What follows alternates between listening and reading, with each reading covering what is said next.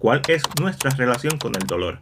Esa es la pregunta que plantea A Real Pain, una película dirigida, escrita y protagonizada por Jesse Eisenberg, producida por Emma Stone, coprotagonizada por Kieran Culkin y la cual está ligeramente inspirada en eventos reales de la vida de Eisenberg. El filme trata sobre dos primos que tras la muerte de su abuela se reúnen y viajan a Polonia en un tour enfocado en los judíos y la Segunda Guerra Mundial, así explorando la historia y legado de su abuela, que fue una sobreviviente de los campos de concentración nazi y de la Segunda Guerra Mundial, y reevaluando qué es realmente el dolor. Pero el título tiene un doble sentido porque sí, habla de qué realmente es el dolor, pero también es como que esta persona es un dolor de cabeza o a pain in the ass. Y es porque el personaje de Kieran Culkin es este personaje extrovertido que actúa antes de pensar, pero es bien inteligente, es bien carismático, es bien atento a las personas, pero su energía funciona en dosis pequeñas y nosotros no vemos esas dosis pequeñas. De hecho, mentira, sí las vemos. Vemos cómo las personas que no están interactuando con él 24/7 reaccionan y son beneficiadas de ese tipo de energía hasta cierto punto, pero su primo, David, Jesse Eisenberg, que es una persona introvertida, que es una persona que sufre de ansiedad, que lo tiene que pensar todo antes de hacerlo, se tiene que aguantar esa energía. Y esto es un filme que habla sobre nuestra relación con nuestra familia, con nuestro pasado, con el pasado de nuestra familia, legado, y también habla sobre el peso del dolor y cuánto peso le debemos dar a el nuestro como el de nuestros antepasados y cómo ninguno de esos dolores es menos real porque todos son circunstanciales y es una película bien profunda que explora a capacidad la relación humana, no necesariamente el dolor siempre está ahí, pero la relación humana entre estos dos personajes y lo hace con una ligereza siempre y un humor que a pesar de que la película nunca intenta hacer comedia, es humorística por los personajes que tiene, así que se vuelve extremadamente entretenida, pero cuando tiene que pegar freno para darnos momentos dramáticos, lo hace, pero nuevamente no lo hace de una manera melodramática, sino lo hace de una manera humana. Y este es mi guión original favorito de las películas que he visto del 2024. Cónclave siendo mi guión favorito adaptado a la fecha. Todavía no he visto una película que me haga decir lo contrario entre estas dos. Sin embargo, si se dan cuenta, yo no reseñé muchas películas de los Oscars, no porque no las haya visto, sino porque no salió a hacerlo. Pero Real Pain es un filme que después de verlo dije, me gustó, sí me gustó, y se quedó en mi mente, se quedó ahí circulando y germinando, y de momento no puedo parar de pensar en ella, porque es una película que es bien profunda y a pesar de que está tocando un tema que yo desconozco, porque yo no vengo de familia judía ni nada por el estilo, el dolor es algo universal. Y el dolor no es solamente los traumas, porque vamos a ser honestos, nadie escapa de su niñez y adolescencia ileso. Me refiero a que nuestros papás tampoco saben lo que están haciendo y muchas veces nos hacen daño sin querer, a pesar de que están tratando de cuidarnos. Pero todo el mundo tiene una experiencia con el dolor y estoy haciendo esta reseña para que me compartas la tuya a la medida que te sientas cómodo o cómoda. Mi dolor más grande son en el 2013, cuando mi mamá murió de cáncer. Yo tenía 22 años. Hace 2 años cuando muere mi abuela, a los 89 años. No deja de doler, aunque uno se trate de preparar. Mi abuela siempre fue una mujer sana, fuerte. Hasta sus últimas 2 semanas de vida estuvo cocinando, se paraba. Siempre iba a sus citas médicas. Yo la llevaba mayormente a muchas de ellas. Eh, una mujer que gracias a ella, de cierta forma, yo estoy aquí. Ella fue la columna vertebral y el apoyo, no solamente emocional, mi abuela no era muy emocional. O sea, sí lo era, pero no así, no era.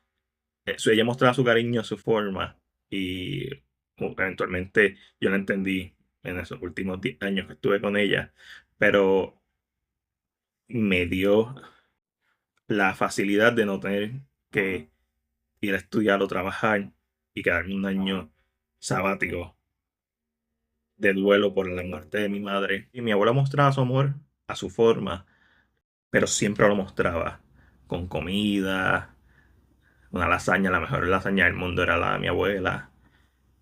Y afortunadamente puedo decir que ella estuvo mayormente en salud toda su vida. Mi mamá, cuando murió de cáncer, pues se lo detectaron y estuvo un periodo de 2 meses con cáncer antes de morir, ¿verdad? Que fue un proceso bien fuerte y traumático. Y, pero mi abuela fue esa columna vertebral que me ayudó a no sanar, porque ese dolor nunca se va de pérdida, sino a tener la oportunidad de tomar un año sabático en donde no tuve que estudiar ni trabajar porque tenía un apoyo financiero y tenía un hogar en donde dormir. Y para ese tiempo, 2013, fue que yo empecé a hacer reseñas. Ahí fue donde mi hobby de ver películas se empezó a convertir en algo más serio. Mi abuela también fue la que me compró la batería a los 15 años y gracias a ella pues estudié en el Conservatorio de Música de Puerto Rico a nivel universitario y pues también tuve otras experiencias de la vida esos son regalos que van más allá de lo material. Y obviamente, ahora en febrero 10, 2025, que muere Floppy, ese es mi tercer gran dolor. Y no es que no haya habido dolor entre medio, el divorcio de mis padres, ¿verdad? Otras muertes en la familia, pero estas tres son las grandes. Y Floppy definitivamente se incluye entre ellas, porque Floppy era mi todo. Toda mi vida giraba en este último año y medio, toda mi vida giraba alrededor de Floppy. Nosotros no nos pudimos ir de viaje de luna de miel porque no nos podemos ir mucho tiempo y dejar a Floppy solo. Y, y el dolor y la pérdida y la depresión y el luto es algo real. Y esta es una película que explora a capacidad eso.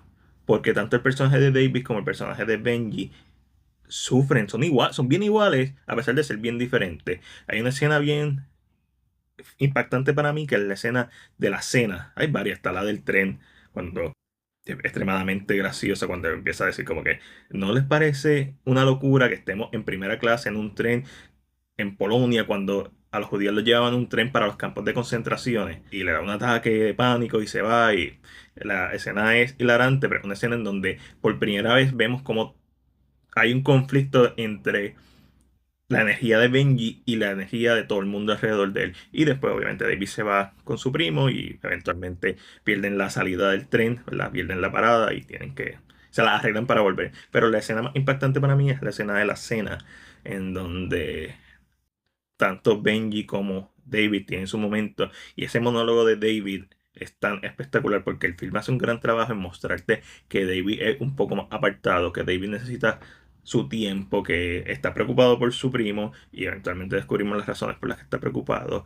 Y es una película que explora esta capacidad y en esa escena en donde Jesse Eisenberg está hablando sobre su primo, como lo aborrece en momentos y lo envidia a la misma vez, como él llena con su energía los lugares y la gente lo recuerda de una buena forma, pero él que lo conoce bien sabe lo autodestructivo que puede ser y como Benji es el fruto de una persona que sobrevivió a los campos de concentraciones e intentó acabar con su propia vida por la depresión. Y ambos personajes son bien paralelos en su depresión, pero los manejan de diferentes formas.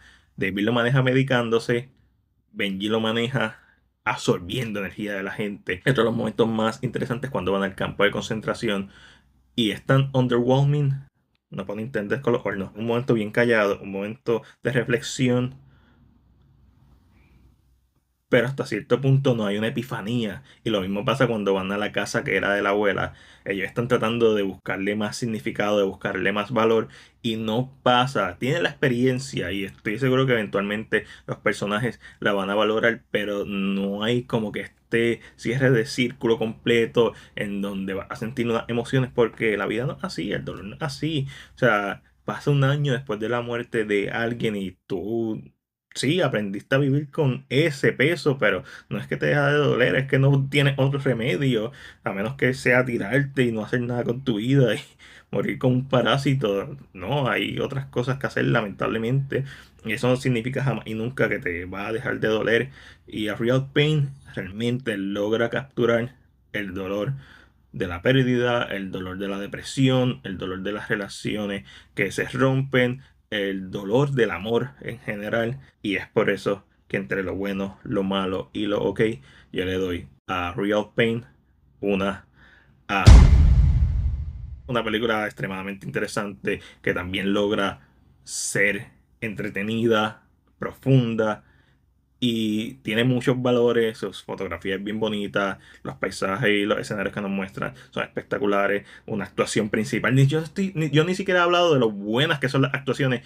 Jesse Eisenberg en, ¿verdad? Un personaje un poquito más apegado a lo que lo hemos visto antes. Un personaje, ¿verdad? Bien interno, un personaje bien introvertido, pero y con sus tics, bien parecido a Jesse Eisenberg, a lo que uno piensa de Jesse Eisenberg cuando ve una película, pero Kieran Culkin es una bestia en este filme, pero el monólogo de Jesse Eisenberg para mí es la mejor parte de la película y es un filme bien hecho. Y si lo has visto, quiero saber específicamente qué tú piensas que va a pasar con el personaje de Benji después de los créditos, porque él se queda en el aeropuerto después de que Jay-Z le da una bofetada que, ¿verdad? Es remanente lo que la abuela hizo y él dijo que eso como que eventualmente lo ayudó a despertarse de lo que estaba haciendo en ese momento. ¿Crees que la bofetada del personaje de David a Benji lo va a hacer salirse de este estado en donde está? ¿O piensas que él va a seguir en este círculo de depresión? Déjamelo saber en la sección de comentarios. Como siempre, si te gusta este video, dale like y compártelo. Recuerda suscribirte al canal de YouTube y darle a la campana de notificaciones para que no te pierdas nuestras próximas reseñas.